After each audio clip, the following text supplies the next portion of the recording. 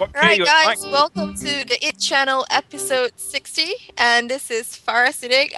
Tonight, Mike has asked me to sort of co-host with him. So I'm cast. Hope everyone's having a good weekend. So firstly, let's start with Mike. Hey! Mike, how you doing? Good. We just finished festival and I'm dead tired.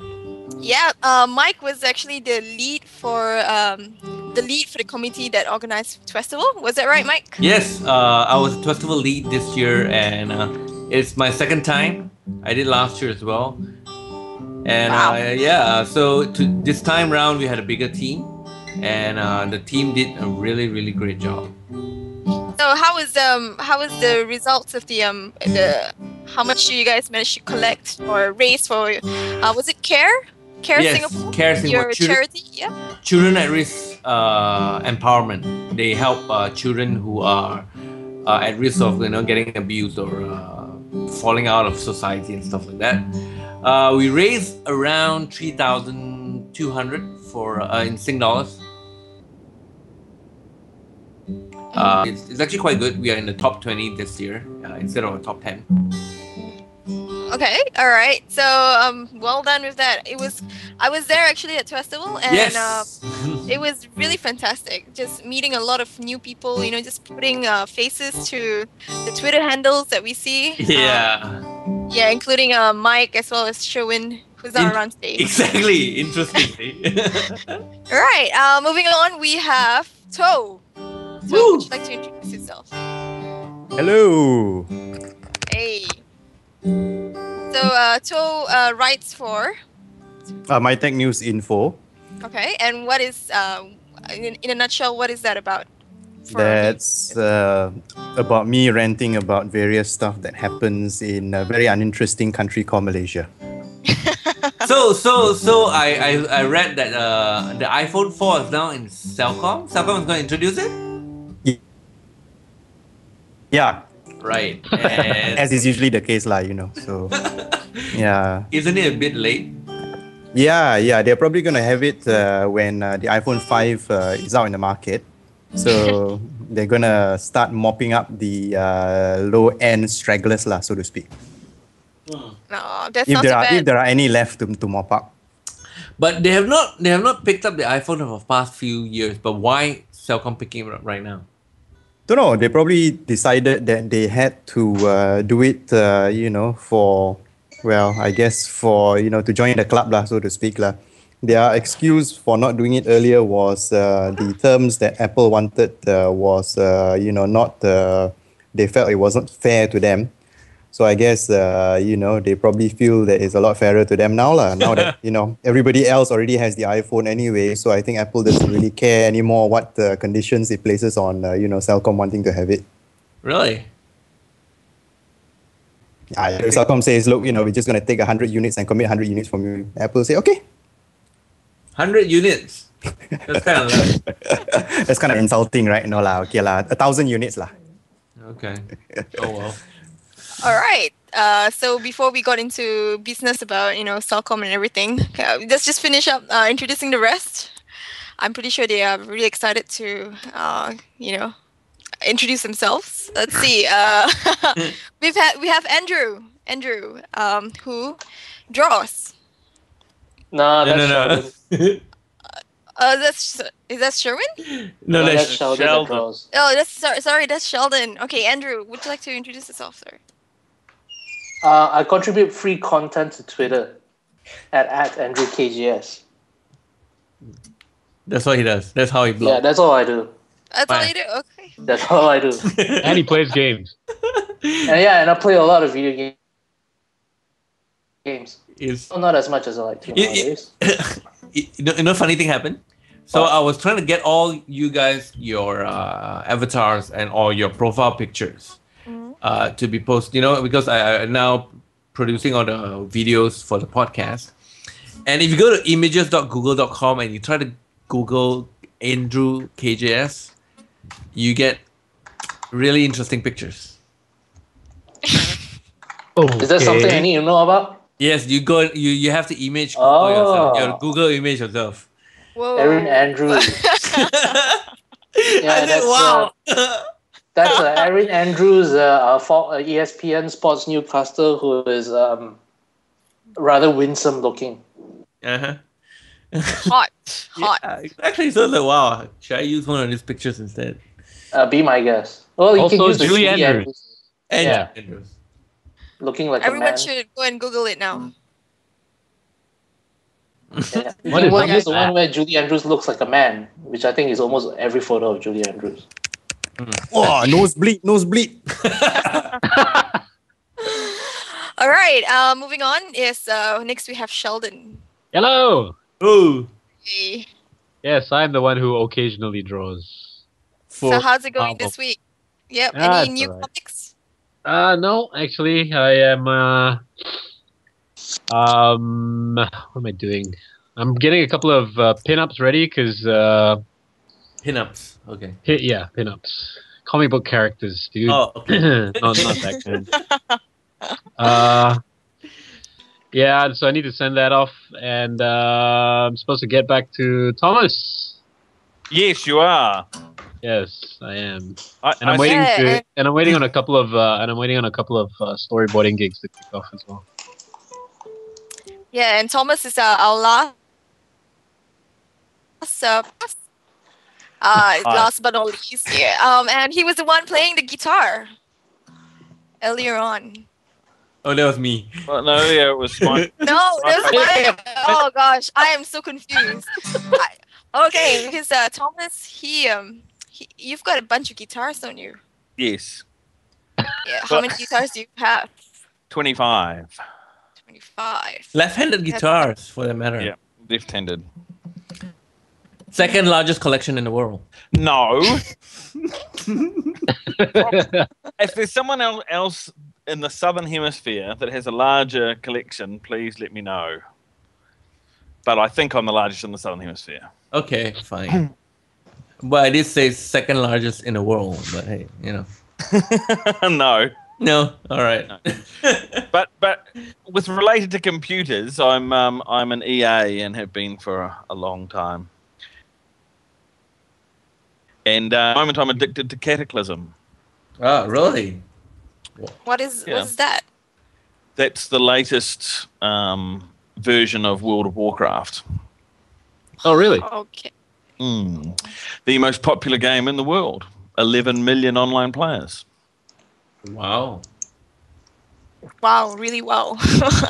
Yeah, it is WoW, and it's WoW. No pun intended.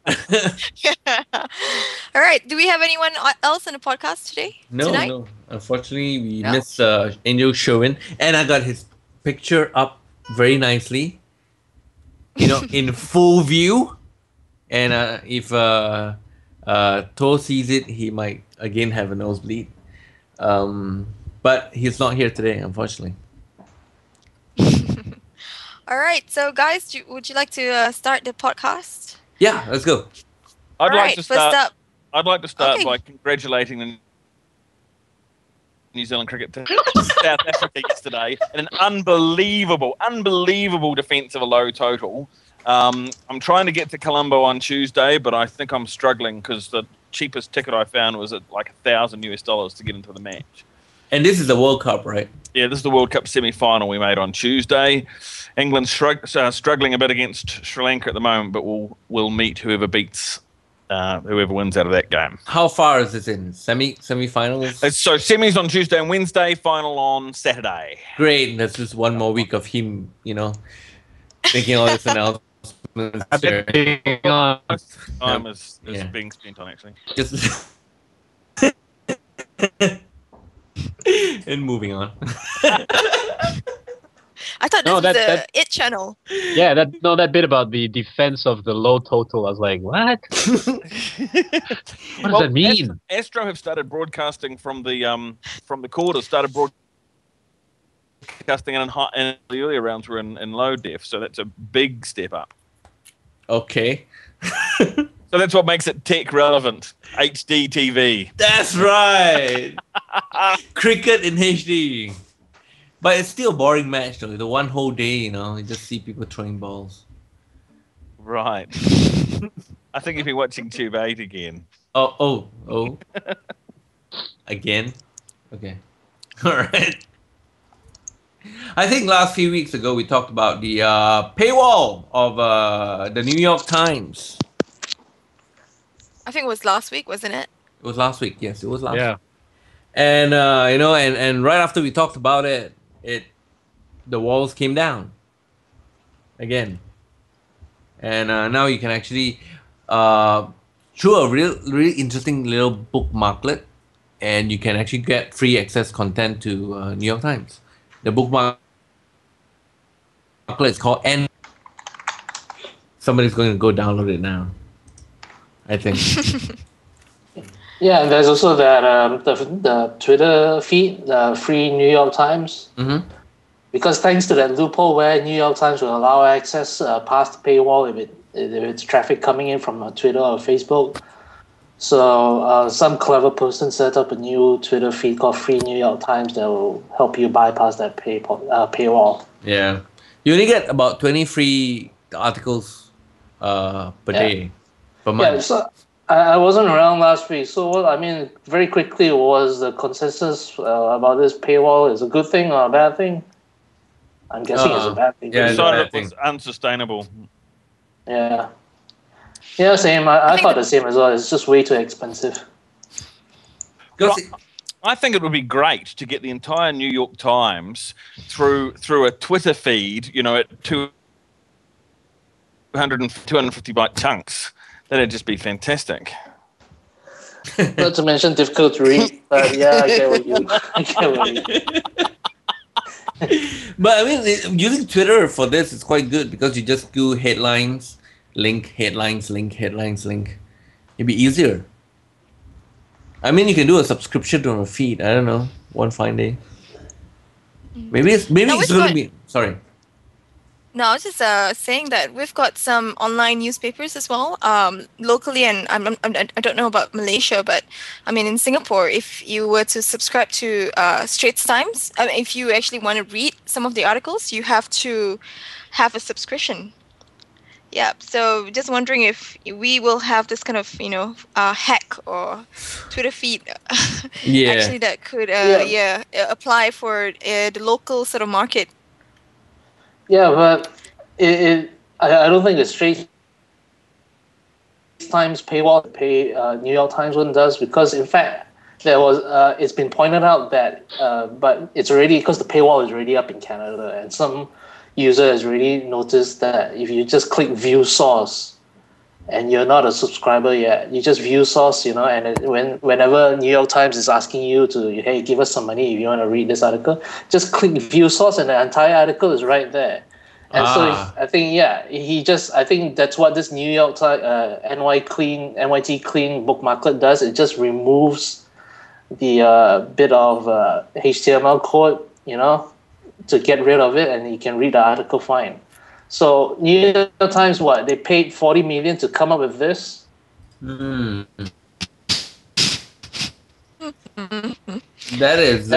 money well spent.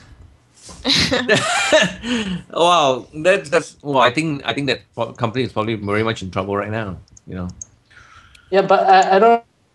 Maybe the people are gonna find their way around it. So it's sort of like a nudge, wink, wink kind of thing. Because ultimately, what really matters now with the internet economy is to get your mind share as spread around as much. And putting all your content behind a paywall is just not going to help you do that. Right. I guess why this piece of news is very important is because I think the newspaper is still trying to find a way to make money, and nobody seems to find a way. And then New York Times is probably the first one to do stuff like that. Well, it's going to get to the point where they can't pay their journalists and stuff anymore. Mm-hmm. And it wouldn't surprise me if one fine day a whole lot of newspapers got together and said, right, we switch. It's all digital now and it's all pay. Mm-hmm. And stop putting out print. It might happen that suddenly. Yeah, but still online they couldn't find a model on how to get paid in that sense. Yeah, but if you stop the print, mm-hmm. and you've got to make money somehow, then the only way to get New York Times is to, you know, have subscriptions and get online to it.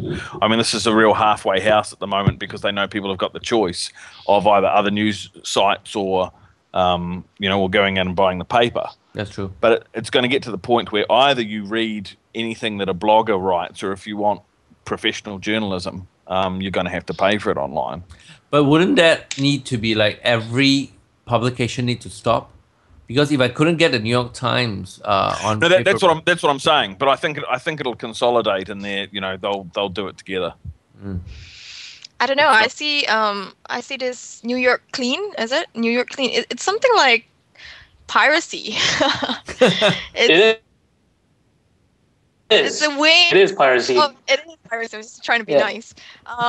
It's like piracy because no matter what content you actually push out online, there are ways for people to actually get it free, even if you want them to pay for it. We've seen that with BitTorrent and movies and songs. You know, if there's a will, there's a way. In terms of digital, people always find a way to sort of get around the walls and the digital rights management. So it's just piracy. That's absolutely true. But I think what's missing is a strong model. I mean, iTunes is a really strong model in terms of making it easy to find albums and buy stuff, and so people and reasonable prices. You know, you can buy a song for a couple of bucks. It's quite reasonable. 99 cents. You know, and if you're using those US movie sites, I can't remember the name of Hulu, Flickr or Netflix. That's it. You know, it's a great service. It doesn't cost a ridiculous amount of money, and it's easier than walking down to the video shop. Whereas in this neck of the woods, you know, your options of getting high quality, you know, video content are either steal it or pay a fortune for it. There's no, you know, there's no middle ground. And I think once the model is sorted out, I think people will pay a reasonable price for that content. But it certainly isn't there for video at the moment. All right. So I think, I guess right now, getting content, I mean, it's kind of chicken and egg. You need your content to be read. You need to push it out on a digital side because, and you need to get there as fast as possible. And the only way to do that is publish. After you publish, you Twitter about it, and people come to get a link, and they'll retweet the link, the sharing. You put it on social networks, you put it on Facebook, on Twitter, and people come to your site and they kind of, you know, read the stuff that you do. But if you don't put it out there, which is a problem. I mean, Straits Times, I hardly read the one online because they give you a very short episode, very, very short episode. And it leaves you hanging. It doesn't give you the whole story or even a summary of what's happening.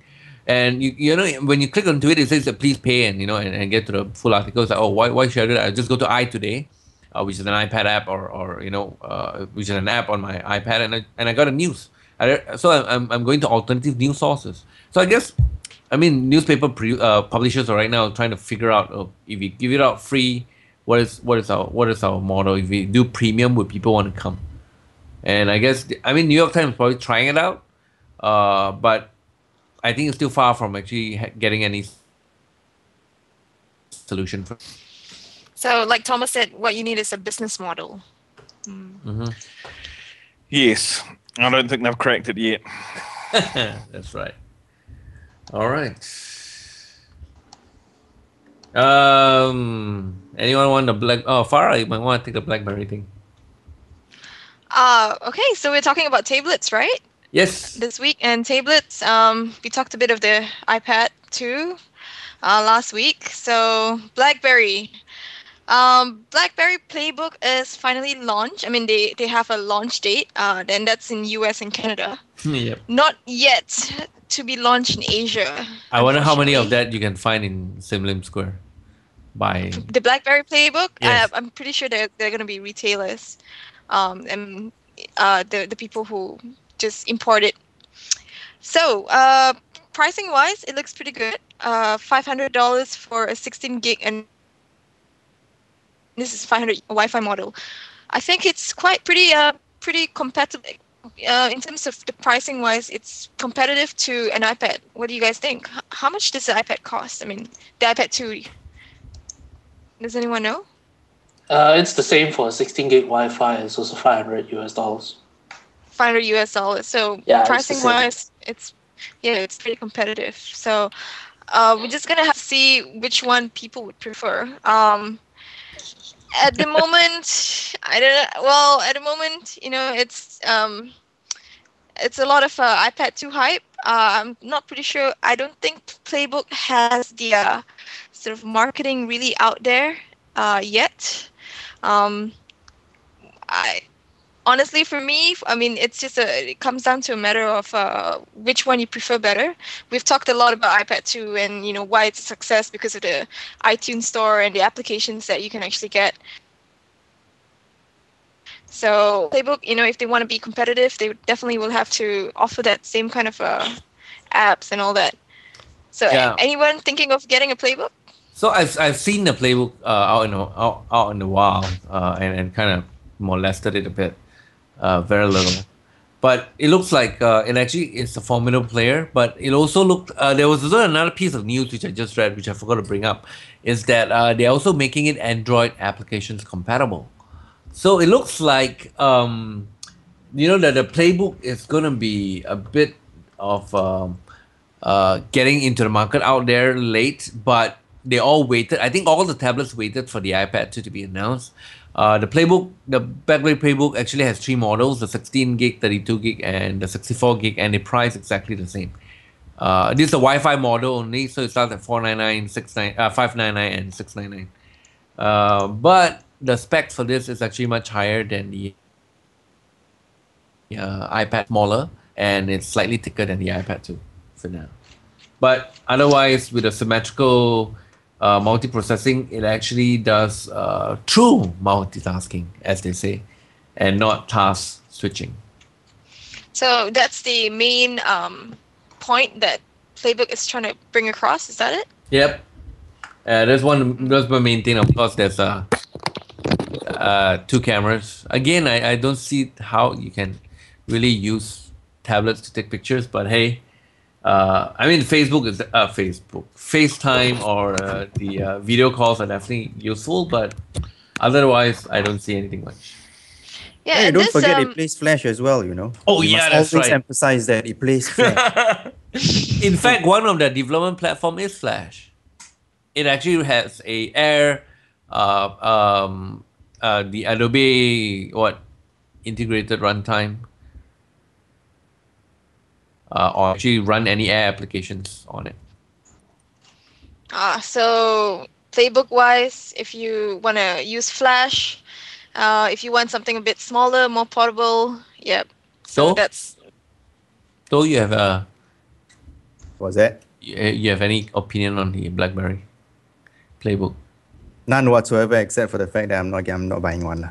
Oh, not even trying it out and selling it. Not even gonna bother trying it out. Not even interested in trying it out for a few hours or so? Not even remotely interested. Unless they slap iOS onto it, then I'll be on it in a jiffy. You see, No, but again, seriously, it comes down seriously, yeah, it is too new a platform for anyone to try. I think if they get some developer traction behind it,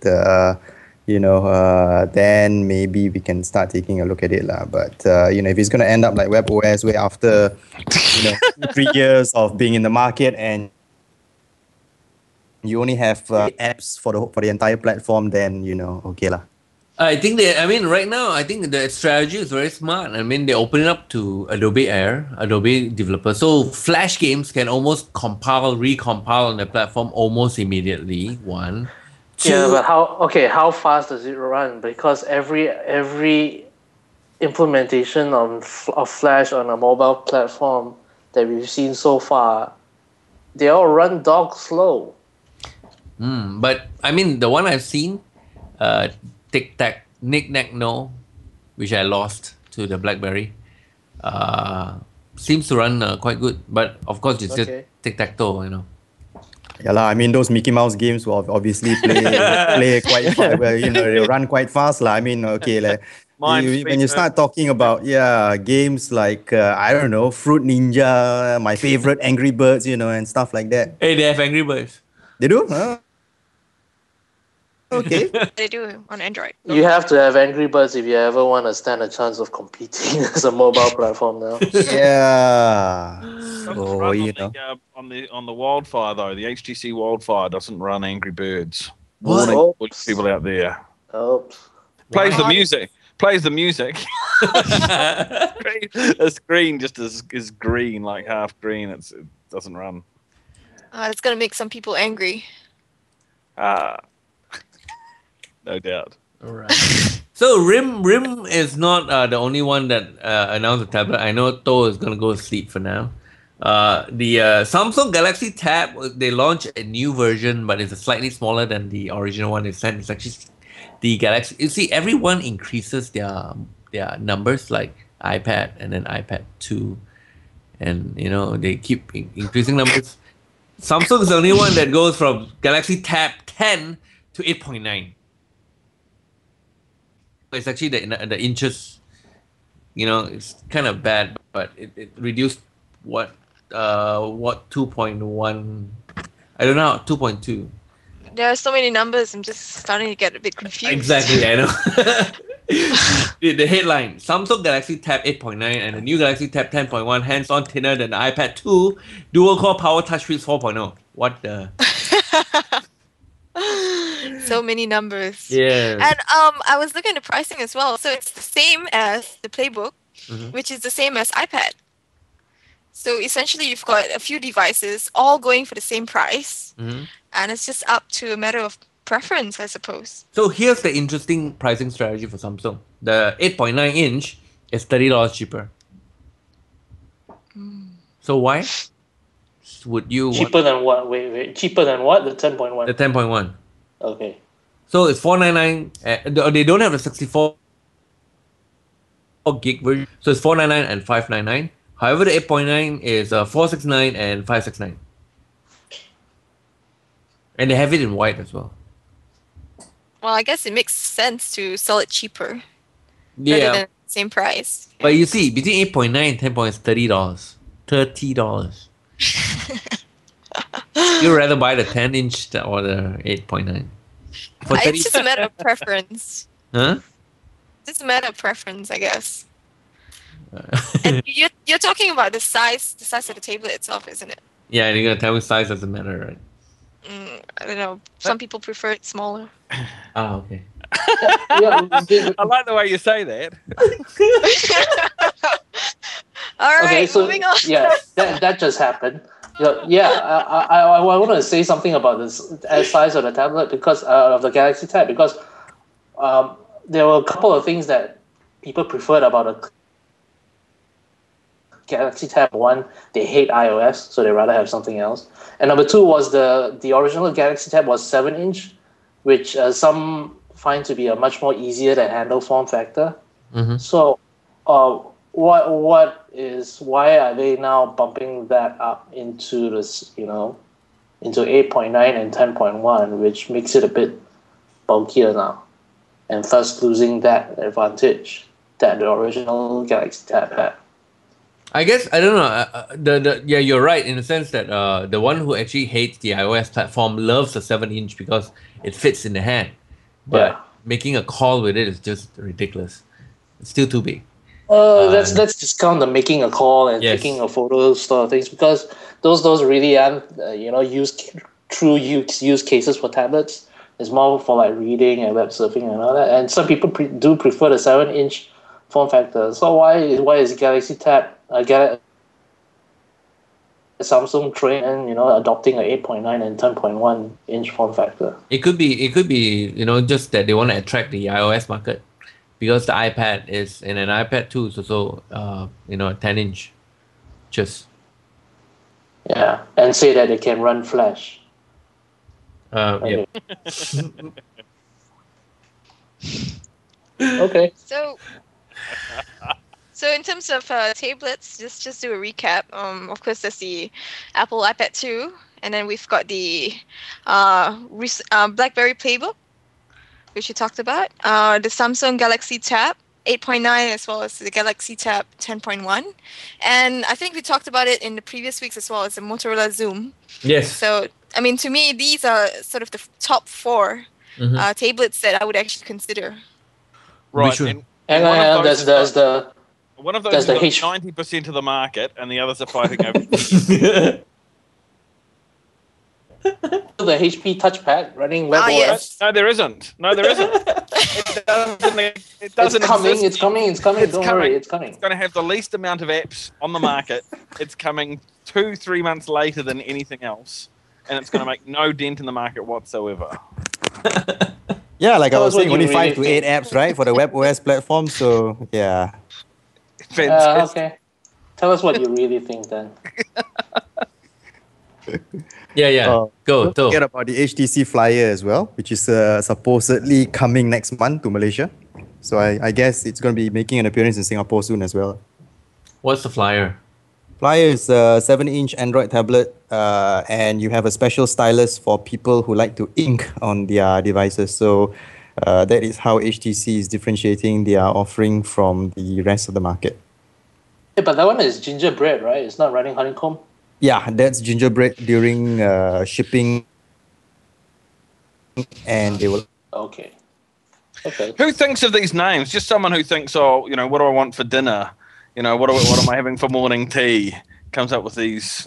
It's named after desserts. It's named after desserts. I used to Yeah, think it's really cool. It's Ubuntu desserts had- and Ubuntu used to desserts. have really stupid names for their releases as well.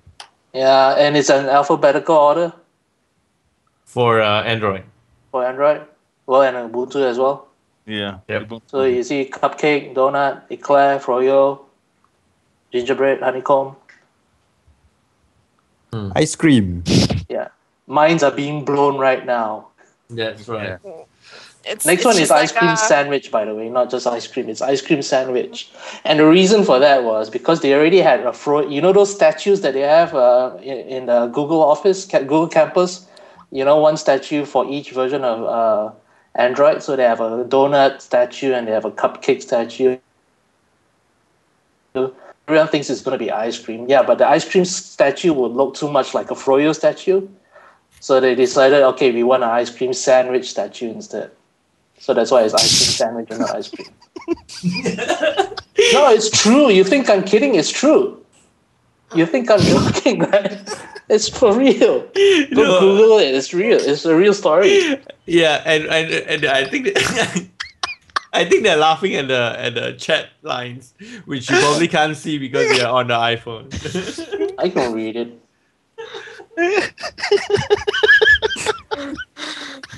I'm just trying to willfully ignore what you guys are saying in chat.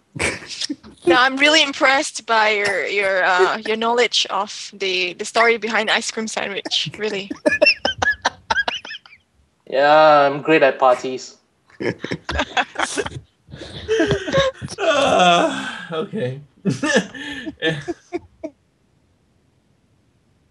Was announced.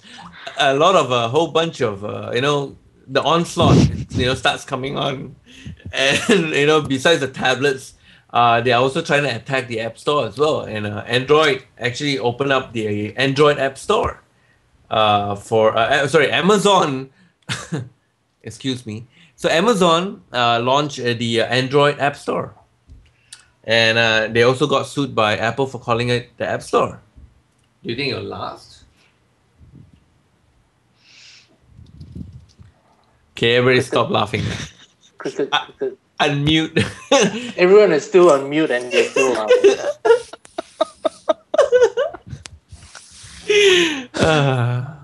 Y'all want to share what you're right on the time text, on the chat line?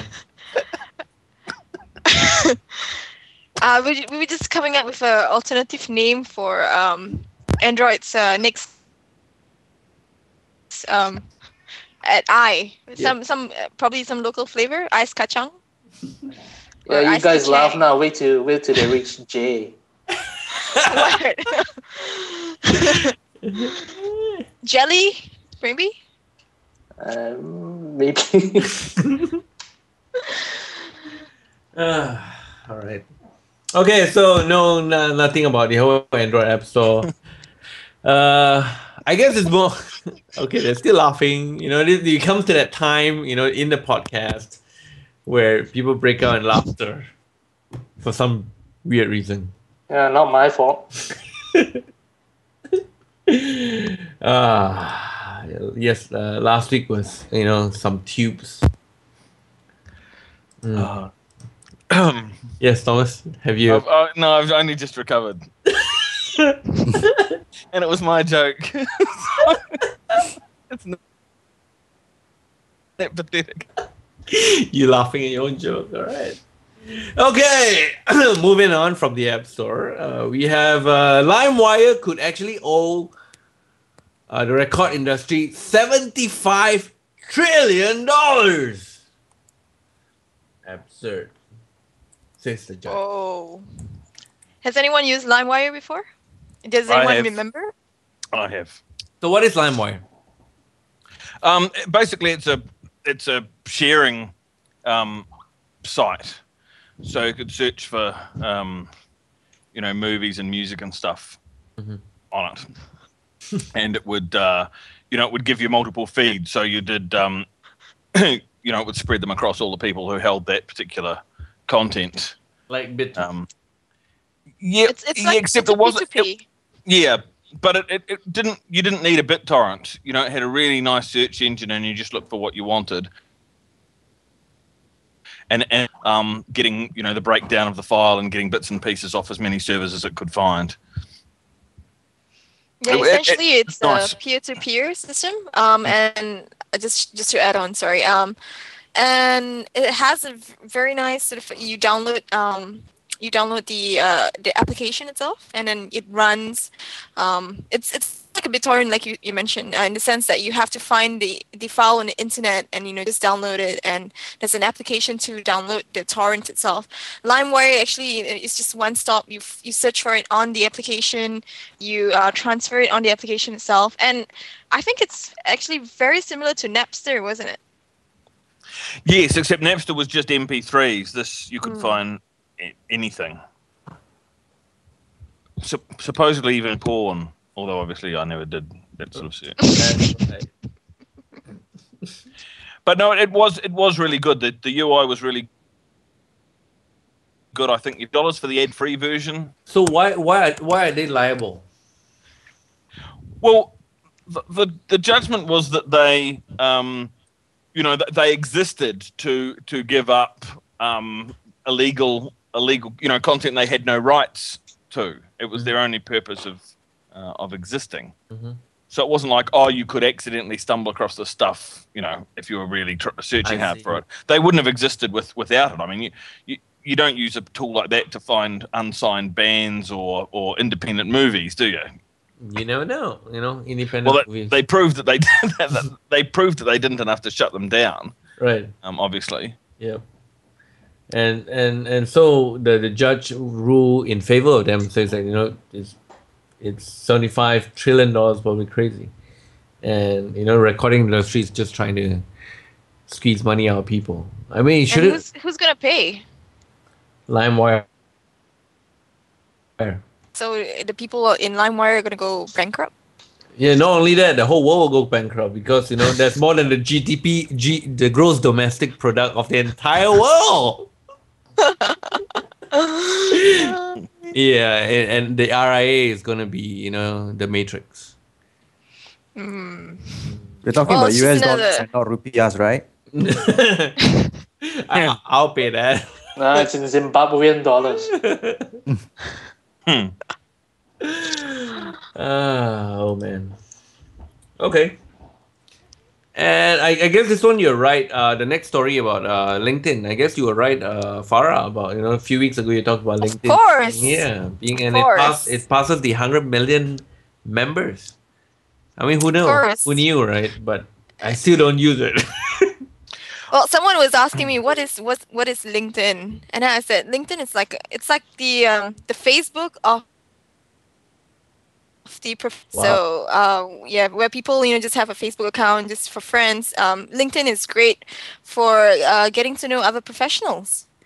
Yep. So, and it's becoming a great way for companies to hit hunt people. and start to hire people. So everybody should think of having one if they are sort of serious about it, about career progression and all that. Yeah, you All know. right, signing up now. So it seems you were not serious about it before, huh? Hey, you know, Okay. the week after we talked about LinkedIn, suddenly I have quite a number of LinkedIn requests to be on.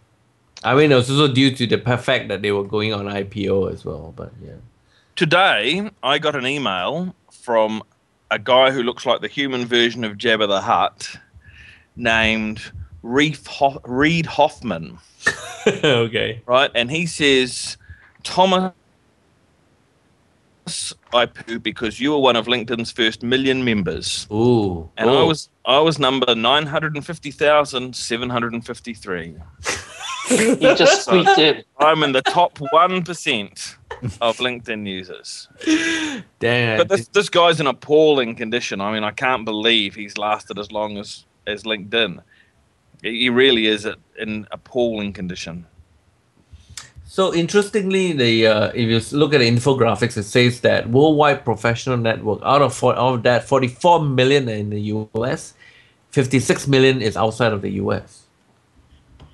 So I don't know, it doesn't really apply outside of US. So what you're saying is it's more US centric. Yep. Is it? But I think it's fast catching on. In Asia, in the markets which are more sort of more active, Hong Kong, Singapore, or developed economies. So I mean, understandably, because US is it's quite developed, so that's why it's only catching on in Asia around this time. I don't know whether stats are relevant, but out of the top 1% of users in LinkedIn is actually teachers. It's 997,000. Whoa. And out of that, 1,000 of them are chocolatiers. And only one martini whisperer. What? There's only one martini whisperer on LinkedIn. And what Horse is a Whisperer martini? I've heard of lah, but Martini Whisperer. Well, go find him and ask him what does he do and if he's hiring. So instead of talking to horses, he talks to martinis. Yeah. That's disturbing. Yeah, but everyone does that after you've had. What is too many this? of them. A social network for psychos or? Professional psychos, okay. I'm pretty sure people can just give names to what they actually do. I mean, doesn't really make sense. I can just make up. Yeah. Mine is called Jester. Very nice. Mine is professional procrastinator. Oh, cool. Anyone else? Hey, Andrew, you signing up now? What are you going to put it? Internet tough guy. Oh, yeah, that's right.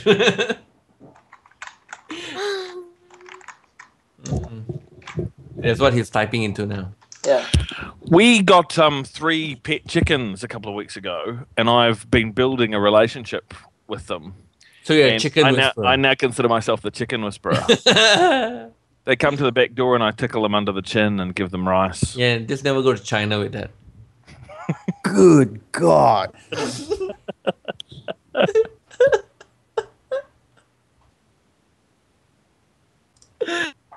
He died Oh, yeah, he did. Yeah, 2 years ago. that's right. I just He got a cold. It was very sad.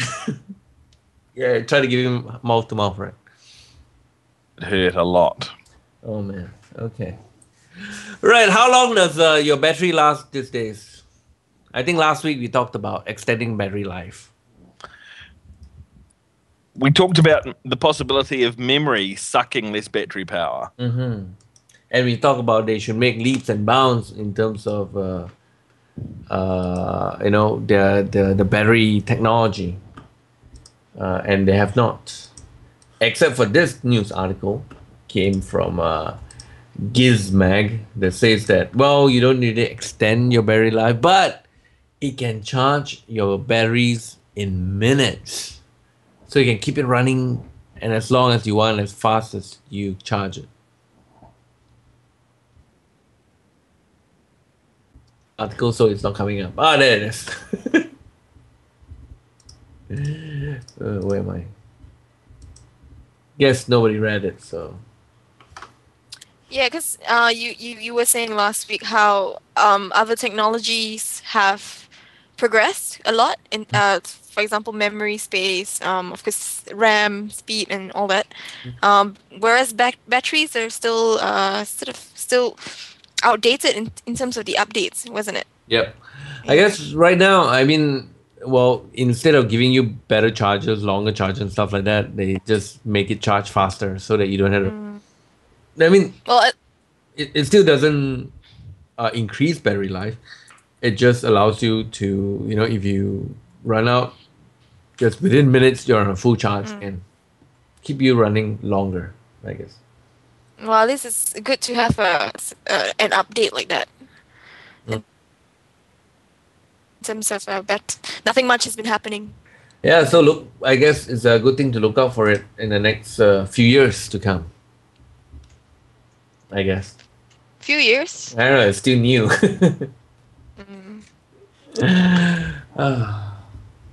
Is it something which is conceptual at the moment, or is it something that they have proven to work, or what? This battery thing. Looks like they're building a prototype and they've tested it. And apparently it's quite it charges and discharges 100 times faster. Well, I hope they've got big insurance policies in case the testing results in a lot of blown up batteries. Yeah, the usual, isn't it? I don't know. I mean, do you guys use electric toothbrushes? I used to. Okay, why the switch? Anyway, that's another story. Anyway, electric toothbrushes actually uses wireless charging.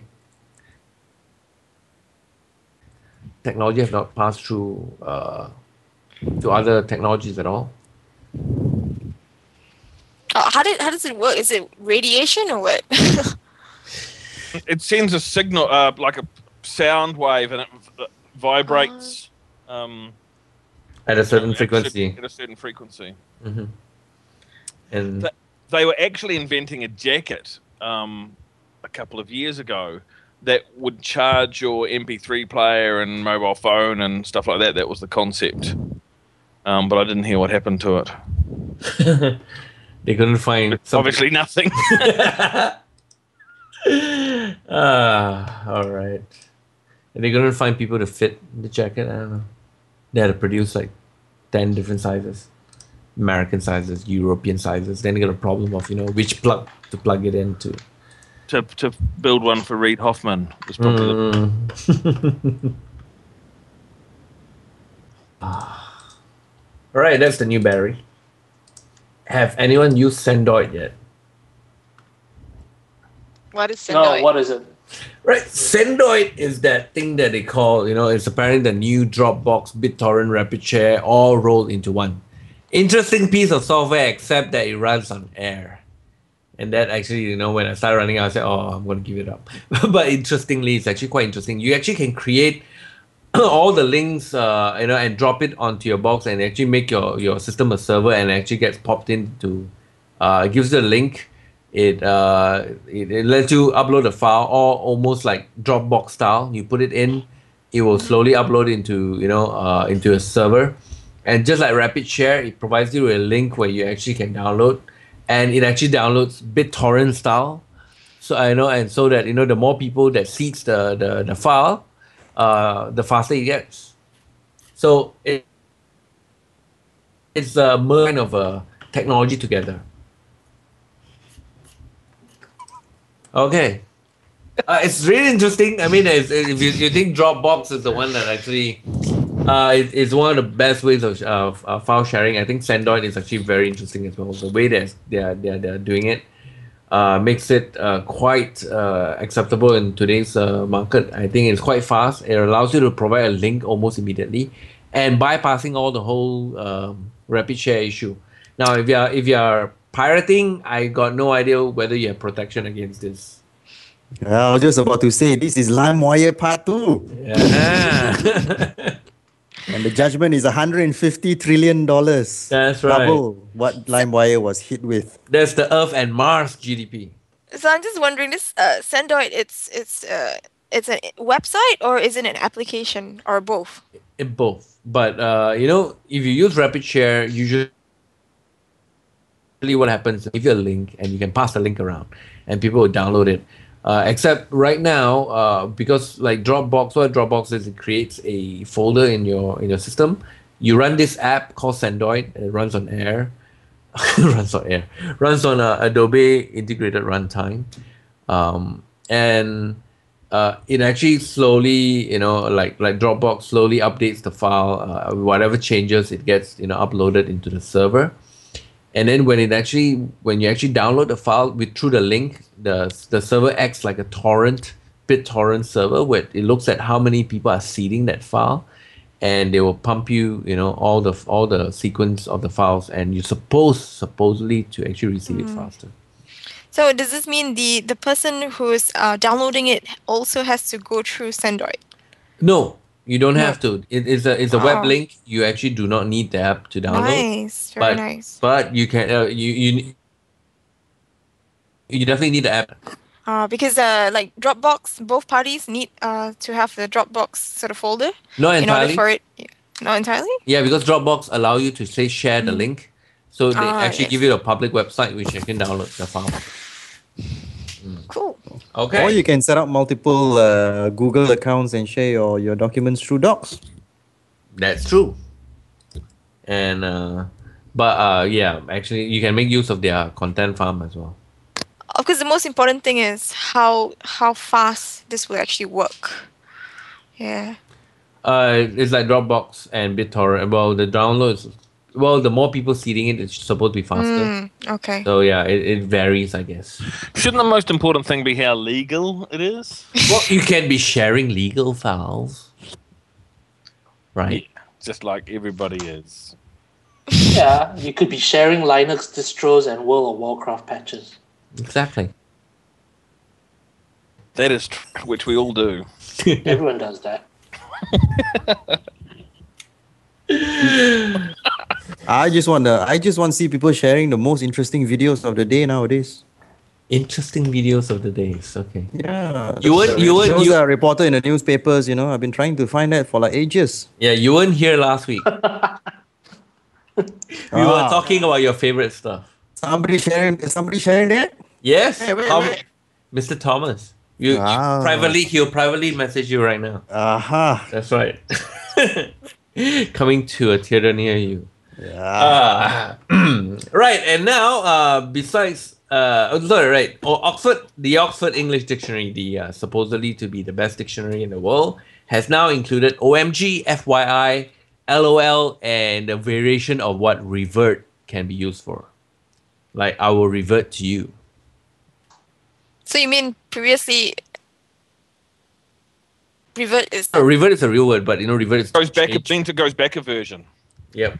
Or to change to your previous Version. Right? so when you reply, say, can I get this from you? Yeah, I will revert to you. That means I will change. So many people used it badly, mostly from Southeast Asia, that they just got sick of correcting people and decided to add the dictionary. So the best way is actually get the dictionary to do it, and then now it's legal. Everybody can use it. I can revert to you. They're going to add la and isn't it. I forgot Thomas is the grammar Nazi. But Urban Dictionary, I love it. Oh yeah. It's just Urban it's very Brilliant. interesting. Yeah. Whenever I need to find a term, Urban Dictionary is where I go to first. Look up donkey punch Oh, in the Urban Dictionary. do we need to? Do we really? It's not gonna end up like Not on the air. Yeah, I know. Now everybody goes quiet because they're all going to Urban Dictionary right now. And what are we supposed to? What, donkey punch? Okay. Feeling the air, feeling the air, it's so different. Go, wow, everybody reads what donkey. Everyone's reading on Donkey Punch. So while we are reading up Donkey Punch. Thanks for derailing the show, Thomas. Yeah. While we are reading Donkey Punch, let's talk about Firefox. It's actually download faster than looking up and reading Donkey Punch, apparently. I mean, I've just downloaded Firefox today, and it was blazing fast. It loads much faster than most browsers,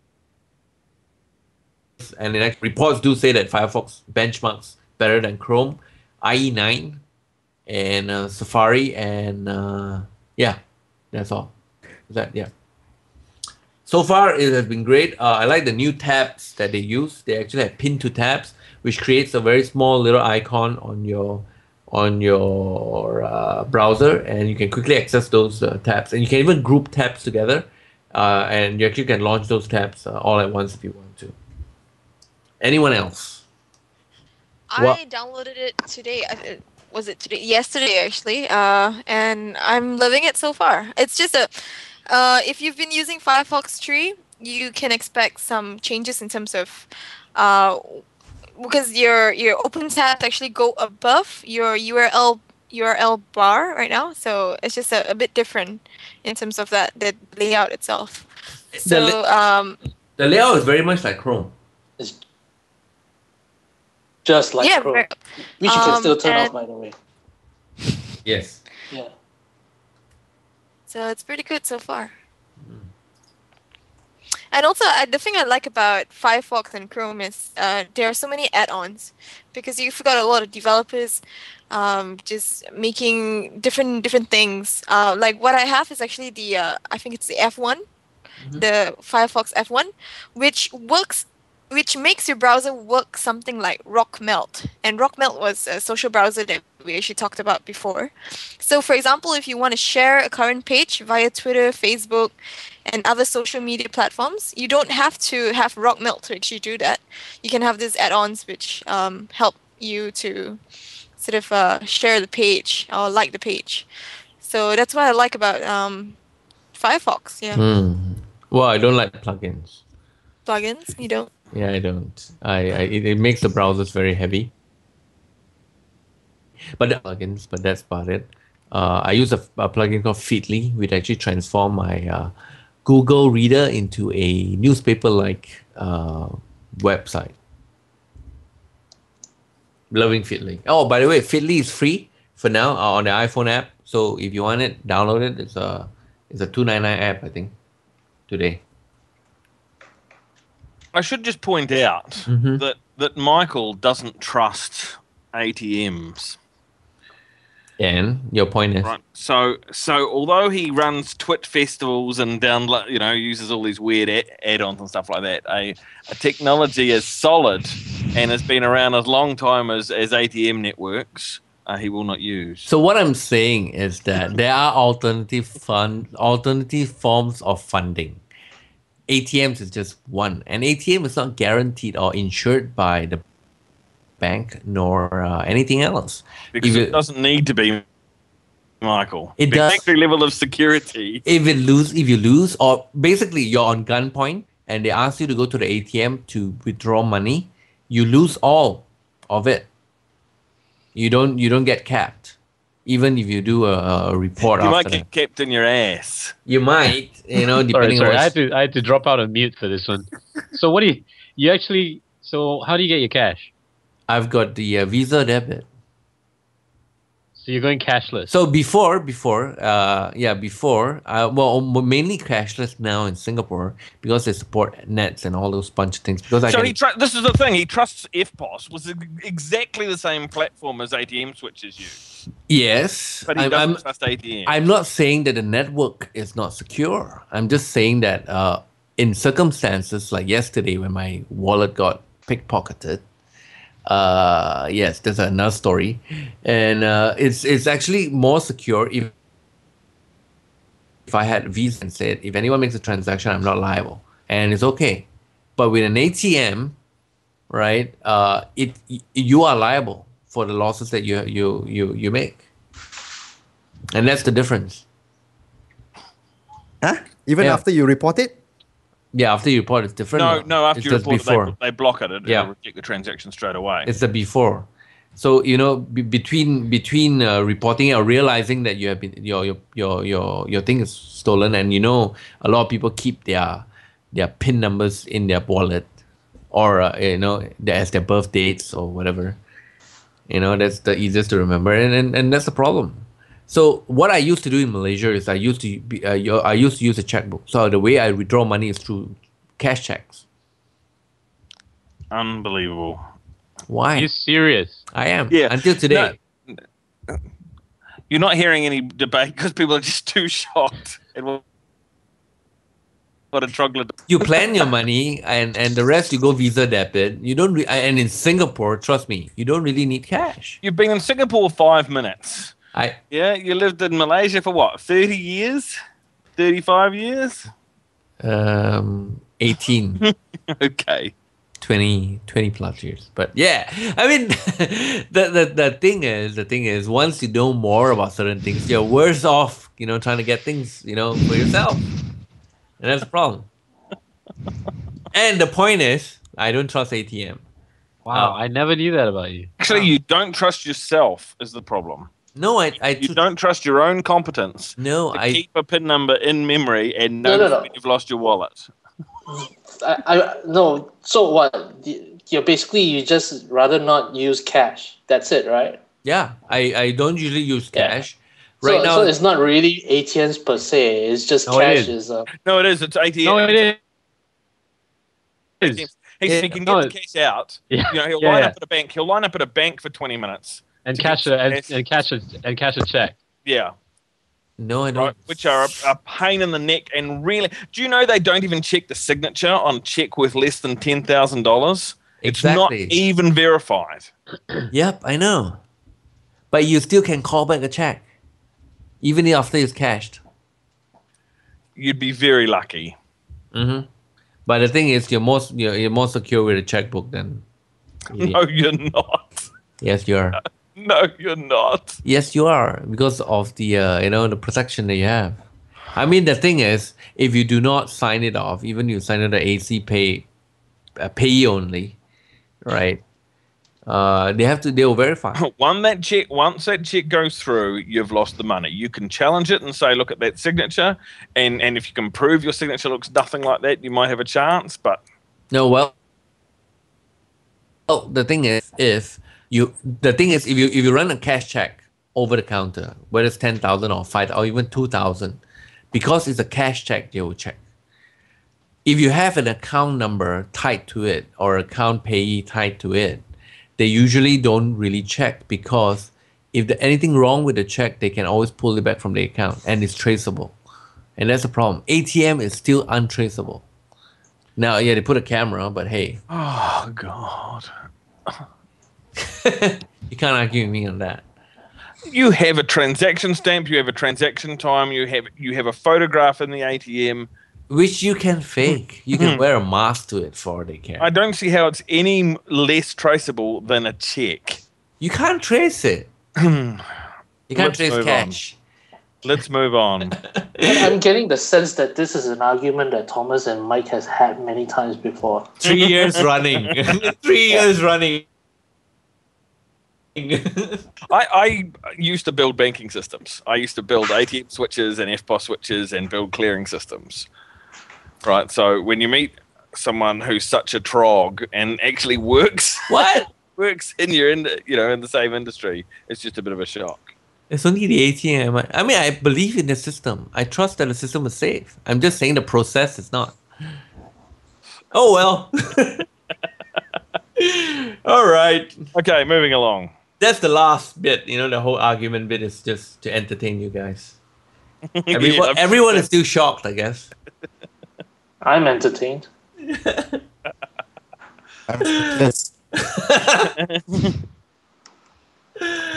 All right. So what do you have?